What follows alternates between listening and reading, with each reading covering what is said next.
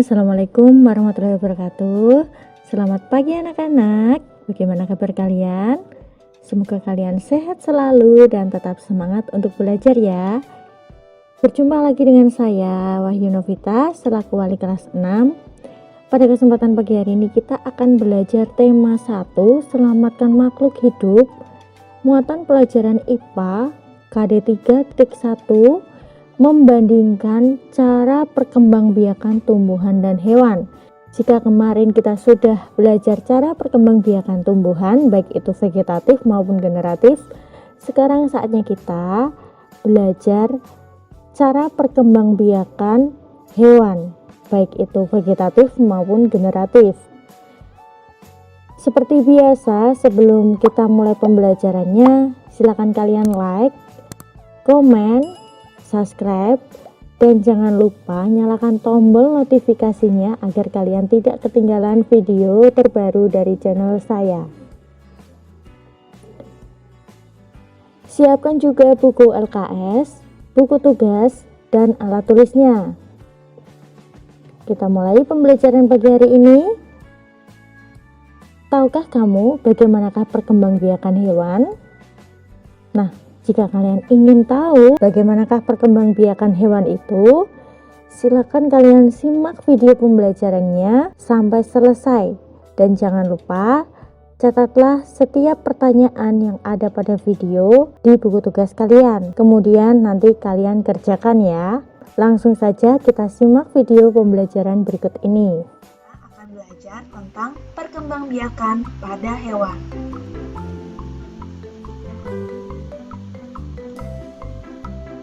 Perkembangbiakan pada hewan terjadi dengan dua cara. Yang pertama dengan vegetatif dan yang kedua dengan generatif. Ya, sama dengan perkembangbiakan pada tumbuhan. Jadi di perkembangan generatif, hewan juga memerlukan dua induk, jantan dan betina. Sedangkan dengan cara perkembangan vegetatif, hewan hanya membutuhkan satu induk saja. Perkembangbiakan generatif ini melibatkan induk jantan dan induk betina, dan juga menghasilkan keturunan yang mempunyai sifat campuran dari kedua induknya. Contohnya perkawinan antara kucing berwarna putih dan berwarna hitam. Anaknya akan mengalami percampuran dari induknya, yaitu jadi belang hitam dan putih. Cara perkembangan generatif terbagi menjadi 3. Yang pertama, ovipar. Yang kedua, vivipar. Yang ketiga, ovovivipar. Apa perbedaan ketiganya? Mari kita lihat satu persatu. Perkembangbiakan hewan secara ovipar yaitu embrio hewan ovipar tumbuh dan berkembang dalam telur yang terbungkus oleh cangkang. Contoh hewan yang mengalami perkembangbiakan secara ovipar yaitu serangga, ikan, katak, cecak, dan burung. Perhatikan gambar-gambar ini.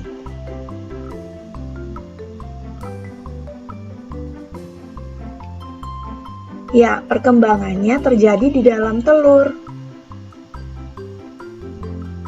Ayam juga salah satu contoh hewan yang berkembang biak dengan cara ovipar. Lanjut, vivipar. Embrio hewan vivipar tumbuh dan berkembang di dalam rahim induk betina sampai siap untuk dilahirkan. Kalian pasti tahu contohnya. Ya, gajah, sapi, monyet, anjing, dan kuda. Yuk kita perhatikan gambar ini. Kucing yang juga berkembang biak dengan cara vivipar.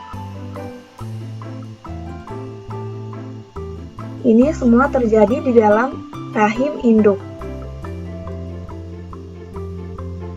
Selanjutnya, ovovivipar.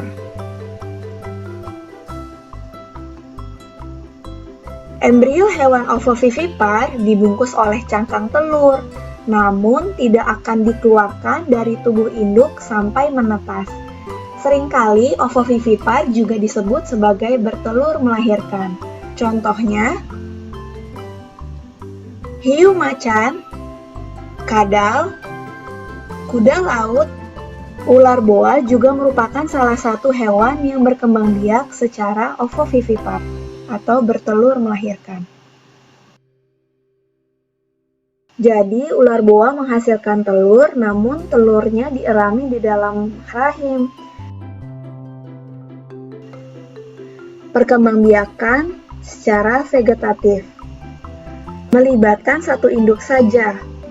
Karena melibatkan satu induk saja, sehingga keturunannya mirip sekali dengan induknya.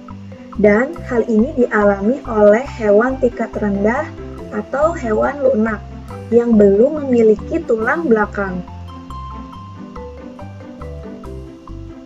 Cara perkembangan vegetatif terbagi menjadi dua, yaitu fragmentasi dan yang kedua tunas.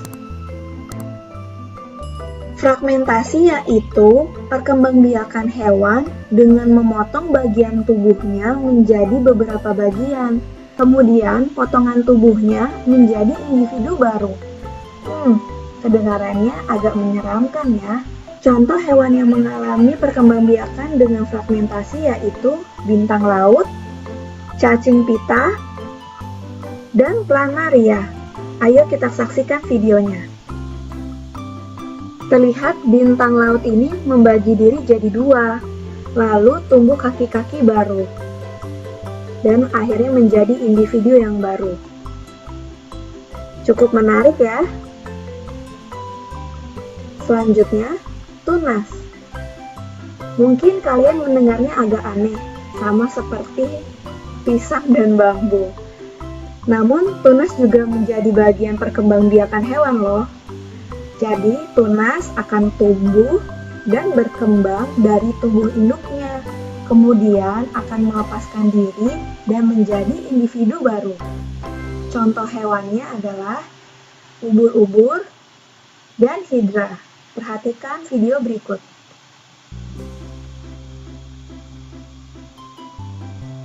Ini adalah ubur-ubur yang akan melepaskan tunasnya.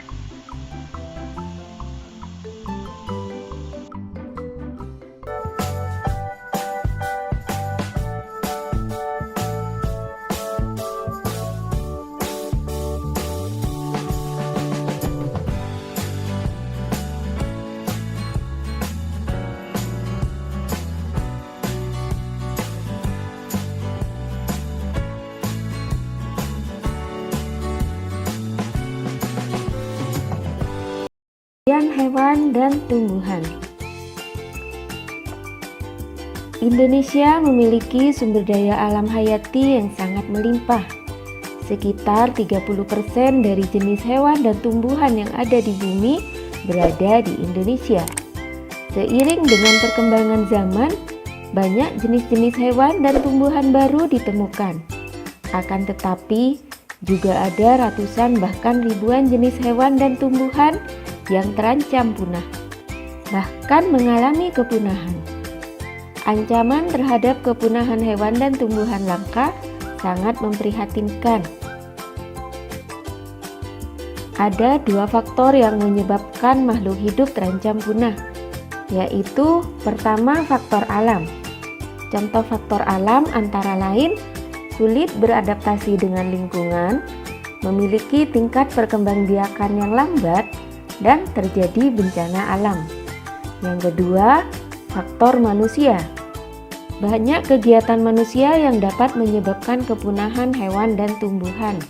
Contohnya, penebangan dan pembakaran hutan, perburuan liar, eksploitasi secara berlebihan, dan pembuangan sampah atau limbah ke alam. Berikut beberapa contoh hewan dan tumbuhan yang tergolong langka. Hewan langka. Hewan langka adalah berbagai jenis hewan yang keberadaannya sulit ditemui di alam bebas, jumlahnya terbatas, dan hanya hidup di suatu daerah tertentu. Hewan dapat dikatakan langka disebabkan oleh dua faktor. yaitu faktor alam dan faktor manusia. Berikut contoh hewan yang tergolong langka dan bahkan terancam punah.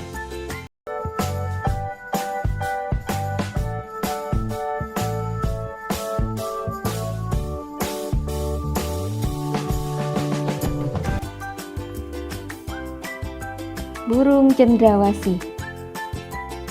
Burung cendrawasih hanya ditemukan di Papua. Bulu burung cendrawasih sangat indah sehingga dijuluki burung surga. Oleh karena itu, burung cendrawasih banyak diburu dan menjadi langka. Badak bercula satu. Badak bercula satu ini hidup di ujung kulon Banten. Sesuai dengan namanya, badak ini memiliki satu cula di atas hidungnya. Populasi badak bercula satu semakin menurun karena banyaknya perburuan liar. Biasanya, para pemburu mengambil cula badak untuk dijadikan bahan obat. Orang-utan. Orang-utan adalah spesies yang terancam punah karena jumlahnya di alam bebas semakin berkurang. Berkurangnya jumlah orang-utan disebabkan perburuan liar dan kerusakan habitat akibat pembukaan lahan hutan untuk pemukiman dan perkebunan. Komodo. Komodo adalah kadal terbesar di dunia sehingga sering disebut kadal raksasa. Komodo hanya hidup di Pulau Komodo, Nusa Tenggara Timur. Keberadaan komodo terancam punah. Menurunnya populasi komodo disebabkan karena perburuan liar, perubahan lingkungan, dan berkurangnya sumber makanan. Harimau Sumatera. Harimau Sumatera merupakan jenis harimau terakhir yang masih hidup di Indonesia. Harimau Sumatera terus diburu karena meningkatnya permintaan bagian tubuhnya. Kulit harimau banyak dimanfaatkan untuk berbagai keperluan seperti tas, sepatu, ataupun bahan pakaian. Harimau Sumatera akan punah jika terus diburu. Tumbuhan langka. Seperti halnya hewan, tumbuhan juga dapat menjadi langka dan mendekati kepunahan apabila jumlahnya di alam bebas sangat sedikit. Berikut contoh tumbuhan langka di Indonesia. Rafflesia arnoldi. Bunga Rafflesia arnoldi terdapat di hutan-hutan Sumatera dan sebagian Kalimantan. Bunga ini hidup parasit di tumbuhan menjalar. Kuncup bunga ini dapat dijadikan obat sehingga sering dijarah. Amorphophallus titanium. Amorphophallus titanium merupakan tumbuhan dengan bunga terbesar di dunia. Bunganya mengeluarkan bau seperti bangkai, sehingga dinamakan bunga bangkai. Bunga ini termasuk langka dan dilindungi pemerintah. Tempat hidupnya secara alami di Sumatera. Kantong semar. Tumbuhan kantong semar jarang ditemukan. Tumbuhan ini tumbuh di daerah yang kekurangan unsur nitrogen. Hutan di Tangkuban Perahu, Jawa Barat merupakan salah satu tempat hidup kantong semar. Manusia sering mengambil kantong semar secara langsung dari hutan untuk diperjualbelikan. Cendana. Tumbuhan cendana banyak ditemukan di Nusa Tenggara Timur. Tumbuhan ini digunakan sebagai rempah-rempah dan sebagai pengharum. Keberadaannya kini langka dan harganya menjadi mahal. Aquilaria. Aquilaria merupakan tumbuhan penghasil kayu gaharu. Gaharu memiliki kandungan kadar damar yang wangi sehingga dijuluki emas beraroma dari hutan. Tempat hidupnya di hutan pedalaman Kalimantan. Harga jual tumbuhan ini mahal sehingga banyak diburu orang. Keberadaannya sekarang sangat mengkhawatirkan dan terancam punah.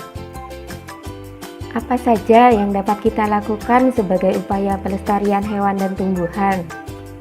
Usaha pelestarian hewan dan tumbuhan dapat dilakukan melalui dua cara. Pertama, pelestarian in situ. Pelestarian in situ adalah pelestarian yang dilakukan pada tempat asli hewan atau tumbuhan tersebut berada. Contoh pelestarian in situ antara lain Suaka Marga Satwa, hutan lindung, dan taman nasional. Suaka Marga Satwa merupakan kawasan yang melindungi hewan. Hutan lindung merupakan kawasan yang bertujuan untuk melindungi tumbuhan. Adapun taman nasional merupakan kawasan yang melindungi hewan dan tumbuhan. Kedua, pelestarian ex situ. Pelestarian ex situ adalah pelestarian yang dilakukan di luar tempat tinggal aslinya. Hal itu dilakukan karena hewan dan tumbuhan kehilangan tempat tinggal aslinya. Selain itu, pelestarian ex situ dilakukan sebagai upaya rehabilitasi, penangkaran, dan pembiakan hewan maupun tumbuhan langka. Contoh pelestarian ex situ antara lain kebun botani, taman safari, kebun binatang, dan penangkaran.